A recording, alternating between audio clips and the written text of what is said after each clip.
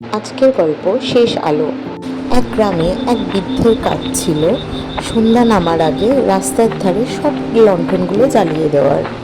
এমনই এক সন্ধেবেলা একজন বৃদ্ধকে বলল যে আপনারা আলো জ্বালানোর এখন কি দরকার, এখন তো ঘরে ঘরে বিদ্যুৎ এসে গেছে। মৃদু হেসে বললেন, এই আলো হয়তো কারোর আজ আর দরকার নেই, কিন্তু অন্ধকারে যদি কেউ কোনোদিন পথ হারায়, এই আলোই তাকে ফিরিয়ে আনবে। হঠাৎ একদিন খুব ঝড় বৃষ্টি শুরু হলো, গ্রামের সব আলো নিভে গিয়ে অন্ধকার হলো, আর সবাই ছুটে গেলেন সেই বৃদ্ধের কাছে অনুরোধ নিয়ে। গ্রামবাসীদের অনুরোধে বৃদ্ধ আস্তে আস্তে সবকটি লণ্ঠন জ্বালিয়ে দিতে শুরু করলেন এবং গ্রাম আবার আলোকিত হয়ে উঠল।